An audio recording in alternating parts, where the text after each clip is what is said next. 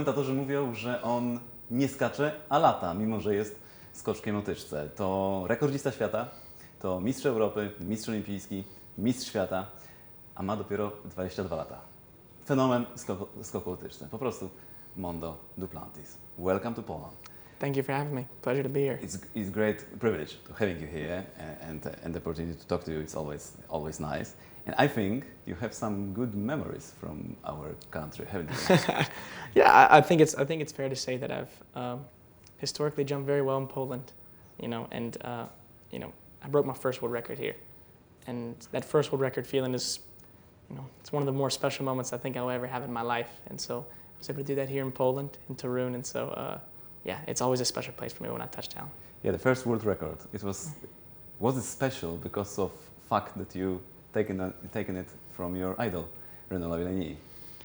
I mean, I think the world record was special for so many reasons, but I mean, yeah, I mean, the cherry on top is that I was able to defeat, take it from Renaud, who's a guy who's a idol, mentor, big brother, father figure, all kind of things to me, and so to be able to jump 6'17" in that kind of fashion was amazing, and just the way it kind of changes everything for you too, because I feel like my whole career and everything, it kind of builds up for those kind of moments when everything's able to just kind of come together and it's the right setting, the right place, right atmosphere like we had in Toruń, and you're able to achieve something like that. It's just, it's hard to put words on it, really. And was the joy different from those others 6 times later when you were breaking the other world records? Yeah, it's definitely different. It's not necessarily that it's worse or better. It's just more like it's a different feeling, especially since you've already done it. So it's not as big of a change as the first one's always going to be, because in the matter of seconds you go from not the world record holder to the world record holder, and having the world record in athletics is one of, if not the biggest achievements that you can possibly do, other than the major championships.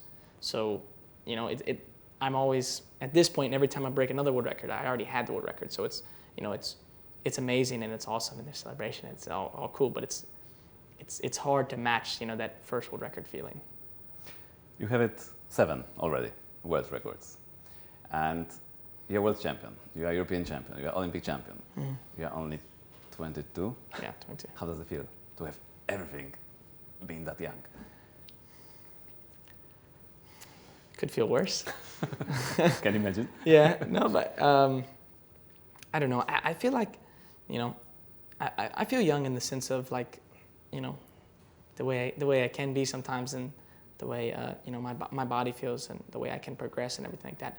But as far as when I'm on the track, I feel very, very mature, and I feel like I'm very experienced, because I've been jumping for such a long time. I started jumping when I was just 3 years old in my parents' backyard, and so I'm very used to this event, and there's not going to be many people competing against me that have done it as many times as I've done it thus far. So, I'm very experienced when it comes to on the track. It just happened to be kind of young off of it. After Eugene, after your last world record and first title of world champion, we know from technological point of view that you are capable of jumping much higher. Mm-hmm. I know that you don't like questions about what you are capable of, but after Eugene, can we say something more about it? Where is the top? Yeah, I mean it's easier to talk about it when you don't touch it, especially because I think that some people have a little bit of a misconception about the way that things are in the jump, because they see like where my hips are if they're over the bar, and I come down, I might smash the bar or touch the bar, and they think that I could have jumped this high, when in reality my lowest point really wasn't that much higher over it. But Eugene was a little bit of a special situation, because I felt like I wasn't as close as I usually am to those world records in any way around the bar. So it's a big confidence boost, honestly, because I didn't know how it would be going to 621. If for me, I just assumed that it was going to be a jump that I was going to have a pretty perfect jump, and even then I was going to barely be able to get over it. And when I was going over the bar and I wasn't touching it, it was kind of a pleasant surprise. What's perfect jump for you? Can we describe it somehow? No, I don't know if the perfect jump really exists, honestly, because I feel like there's always little things that can be better within the jump, but there is kind of like a perfect feeling of things, if that makes sense. It's like, you know, it's right when I take off the ground, and right after the approach when I have the takeoff, when the pole's hitting the back of the box, and I'm, you know, coming from the ground into the pole, and I'm pushing all of my energy into the pole, and it's, you know, it's just this like, it's this click. I don't really know how to explain it, but I know from the second that I take off the ground whether the jump's going to be successful or not, honestly. And you know, sometimes you can just feel it when you're off the ground, and it's like, yeah, this is going to be good. How about the days when you were breaking the world record? Do you feel any different this day? Do you expect something special might come? Sometimes, yeah. I mean, I guess now I've done the world record enough times to where every day's a little different. So I have a little sample size to choose from on what the days can feel. So the nice thing is I know that some days I feel really fantastic, perfect, and I think that the whole way through I'm going to break the world record. Some of the days it's not that you're not sure of it, but especially like, I mean, my first world record tour in Poland, I felt good, but it's like, I don't know what you need to feel to break the world record because I never broken the world record. So I didn't even know what the feeling should be like, but I was able to break the world record then. So, you know, I think the beautiful thing about my event, especially pole vaulting, it's so technical and so precise, and there's so many little things that go into it, is that, you know, even if you have to feel really good if you want to break the world record, but there's always ways to make up for things in different ways at the jump. You are a phenomenon of pole vaulting. Thanks. You have everything. Can we name the key of the success? Is it childhood? It's a lot of things. I mean, if you want to be successful at something, you have to put in the hours, for sure. I mean, I think there's no way around it. And I think the level that I've, you know, been fortunate enough to get to, you need a lot of things to come together. You know, if you want to be a world record holder kind of thing, you need a great support team around you. You need a good system. And you know, having my parents as my coaches from the very beginning, and they've been always the best support system that I could have asked for, and they gave me the setup to do what I've been able to do. But you know, nobody can really give it to you also, no matter who's supporting you and who's coaching you and who's helping you, because you have to have passion for what you're doing. And if you don't love it, then you're not going to be able to go through those hard days, to struggle to get to the, you know, the other side, the greener side. And so I really love what I do. I really love pole vaulting with all my heart, and I've loved it. I had a burning passion for it ever since I was young. And so you know, that's the reason why I've been able to just go so all in at it. And I think you know, you have to have that if you want to become really great at something. Yeah, I asked about the childhood because, as you said, your parents were very close to your career, let's say, from the very beginning. But your mother was heptathlete. She was sportswoman. Your father was pole vaulter. Did you have any other choice than athletics? Yeah, I had choices. You know, growing up in the United States, there's a lot of other popular sports like basketball, baseball, American football, stuff like that. And my middle brother, he played baseball. And so he didn't like pole vaulting. He was just like, nah, it's not for me. So he went another direction. And I could have very well done that if I didn't like pole vaulting.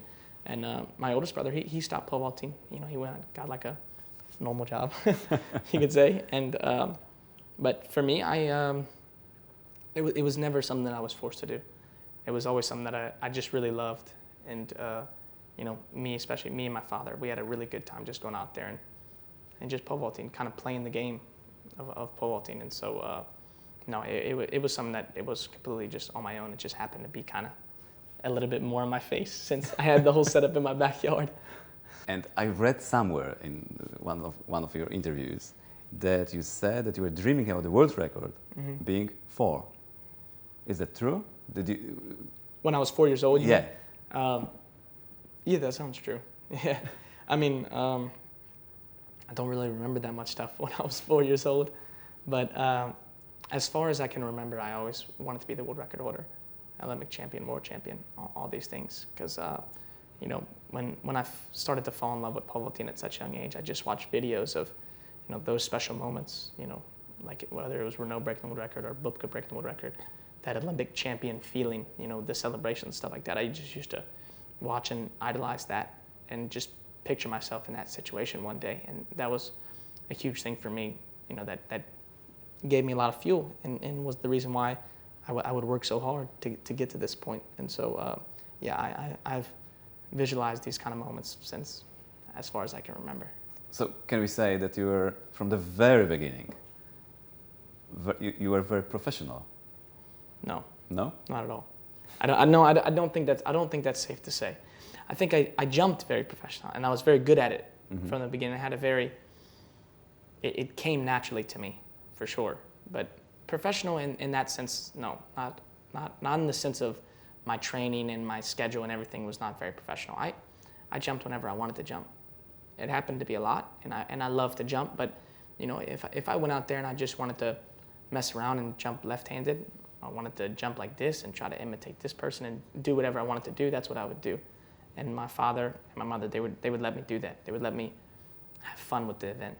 And so it wasn't like this thing where from the very beginning we had this big master plan to become the world record holder or anything like that. I wanted it, and of course, and I visualized it, and it was always on my mind and things like that. But at the same time, I was very good, and I'm glad I was very good at, you know, finding the love for the event and really, you know, really loving just figuring out things about the event in a fun way. And I was able to do that because, you know, for me, I didn't start really training physically until maybe I was like 16 years old. And even then it was still like very light the first few years. I think it's not until past 3 years, honestly, that I've started to get into a real rhythm of like actual physical training, sprinting, weights, you know, strength and stuff like that. But before then I just only jumped because I didn't want to do anything else. I didn't feel like sprinting. I didn't feel like lifting weights especially. And I was like, no, I don't want to do that. I just want to jump because I think that's fun. And I don't think the other stuff is fun. And I'm going to do what I think is fun. And my parents let me do that. And then when it was time, when I was more mature and we kind of sat down, I was like, I want to take the next step in the sport. Then we started to have more of a plan. But in the beginning, it was not like that at all, no. And now we have fun watching you. and I have a very fun time jumping too. So it works out both ways. How about the mental part of pole vaulting? Because some people say it's extreme sport. Yeah. Some people are struggling with mental part. They're afraid of jumping. Yeah. Are you scared about jumping sometimes? No, I'm not that scared. No, and I think that especially pole vaulting, it's a very unique event because you have to be able to cope with and be comfortable with being in uncomfortable situations all the time, because you know you're always trying to, you know, a new grip, a new run, a new stiffer pole, and you know, new heights and those kind of new barriers that you always have to be trying to push your head to get over. It can be really tough for people. And you know, if you just look at, you know, really good pole vaulters, I mean, as far as like the talent wise, it's not that much that differentiates the good and the great vaulters, but you know, the great vaulters, they just have a stronger mentality towards the event, I would say. For you, your competition, I think, from my point of view, maybe it's wrong, but I think it might be challenging. You have to wait during the competition a lot. Yeah. You're starting jumping more or less when all your rivals are out. Yeah. Is it difficult to stay focused, to be able to jump later? Yes and no, I would say. I mean, when I was in high school, I used to jump, and I remember having competitions where it was over 40 kids jumping, and they were jumping like 3 meters at the time. And at this time, I could jump like 580 already too. And so I wouldn't start until everybody was done. So they would have moments where I would warm up, and then it would take 2.5 hours before my next jump. And so I've had really good training throughout my years for moments of having to wait in between jumps. And I think that, you know, the wait it goes with the mentality and the mental side of the sport, because, you know, I'm so confident in my jump, in what's going to happen. And I think the problem is when people wait too long, you know, of course your body can get a little cold and everything like that, but as long as I can keep my body warm, then I have confidence in what's going to happen, because I trust that, you know, I'm in tune enough with the rhythm of the run and rhythm and timing of the jump in general that, you can't really ice me out because I can wait as long as I have to, and I'll still be able to take a jump, and that's just something that you have to be able to get used to, and it's all right. You have time to drink water, eat banana stuff. Do you follow the competition, or what do you think about during the competition while waiting? It depends. I drink a lot of water. Try to eat some stuff, because the competitions are long. I'm usually out there on the track for like 6 hours or so, from when you get there to when you're done. So it's you're there for a long time, so you have to have something to kind of keep the energy going. And but I don't know. It depends. Sometimes we just chat it up down there. Sometimes we talk about pole vaulting. Sometimes we talk about just random stuff. Yeah, because all you pole vaulters are kind of huge family, I think. Yeah. When you look at this from the side, it looks like you like everybody very much. We have a good brotherhood within the event, I would say, and I think that we kind of all come together where, we're all different people as pole vaulters, and we do this really unique, strange event, and so we're probably unique, strange people, and so we come together and we find this common ground in what we do, and I think that just kind of brings us close together, naturally in itself, and then other than that, we're on the track for a long time, so we're kind of like forced to become friends almost in a way, but we have a really good time and we really enjoy each other's company. Is it true that your poles are longer than everybody else? Maybe not everybody else's, but I think Thiago, the Brazilian, has like the same length poles as me. But for the most part, I mean, it is an advantage if you to grip higher, have longer poles. It's an advantage. Yeah, you want to grip as high as you can. So there's no rules which stop you of having certain height? No, there's no restrictions on how high you can grip. It's just more like, physics and the laws of gravity and things like that. Mm-hmm. Because then it just becomes like, physically impossible to be able to move the pole to like the vertical point, because you need so much speed and energy throughout the takeoff to be able to grip higher.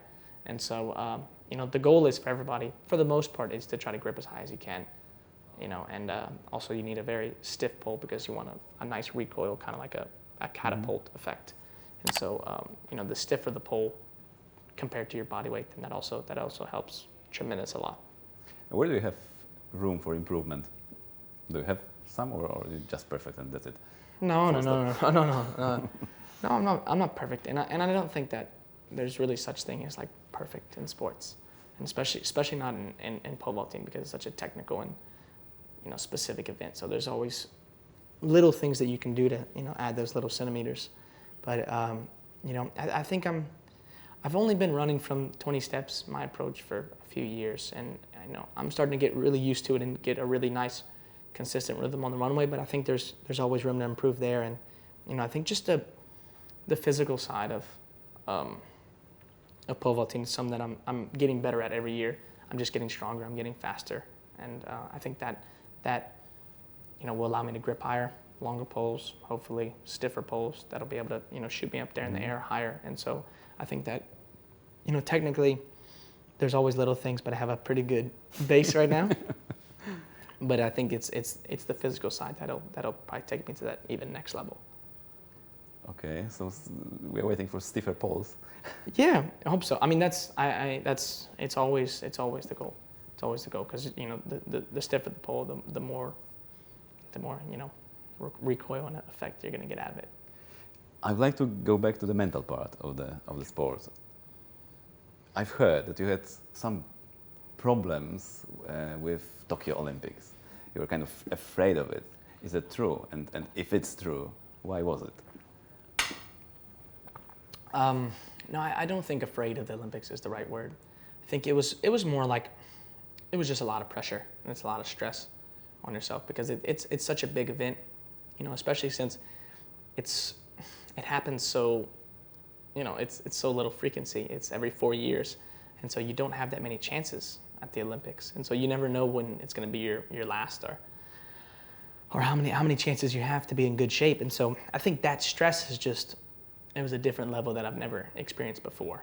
And but I think it was okay. I mean, sleeping was tough. sleeping with stuff because it's just hard to. Usually, I'm pretty okay at compartmentalizing everything and just kind of setting it aside. And when it's a big moment, I'm able to just kind of get my mind off it and think about something else and put it to the side. But when it's the Olympics and you're in the village, it's just hard to escape it because it's just the Olympics and that's the only thing around you. And so it's so easy to overthink things. But I was able to handle it okay. I mean, it was just the off time that was the toughest. But when I was on the track, I felt really comfortable and I felt like this is just pole vault. Another gold. Yeah, or the first one, first one for me. So. Yeah, but another gold to the collection. Another to the collection, sure. Yeah. And do you have any special goal? For example, Pavel Fajdek, our hammer thrower, he's 5 times world champion, 5 times in a row, and he said, "I won 7." Yeah. And my question is, do you have this kind of? Yeah, I mean, I kind of do. When you have somebody like Bubka that has 7 world championships, it's in the back of your mind. You kind of want to chase it a little bit, but then it's like, you don't really want to get too far ahead of yourself because it's like, how can you think about a number when you don't even have like 2? You have to think about the next step, and so it's hard to get too far ahead of myself. So I genuinely take everything meet by meet and year by year and go from there. I try not to think too far ahead because I don't really set up things like that because it's just like, I have important things like in front of me in the moment that I really want to be successful at, and I more think about those kind of things. But whenever I'm in any competition, whether it's however many world championships I can compete in, Olympics, European championships, I want to win everything. And so, however long I can have my career, I just hope I can have as many golds as the numbers of competitions. Sounds good. I have last question for you. Yeah. When you broke your first world record, you were 20 that day. Yeah. You said, "I feel old." So now you're almost 23. Yeah. How do you feel? Older. I feel older. No, yeah, I mean, it's always funny because then when you get older and then you look back and then you always realize how young you really were. And it's definitely one of those moments because, at 20 I was basically just a child. And I didn't really, know that much about many things except pole vaulting. Was really good at pole vaulting though, but, other than that, just a 20-year-old, a normal 20-year-old. But, it's cool to, look back on things because at some point, your life changes in so many ways, but you're still just kind of the same person as you were, like deep down. And so it's always cool to kind of reflect on things. Mondo, thank you very much. Thank you so much. It was a pleasure. Thank you. Yep. Szanowni Państwo, Cool. rekordzista świata po prostu.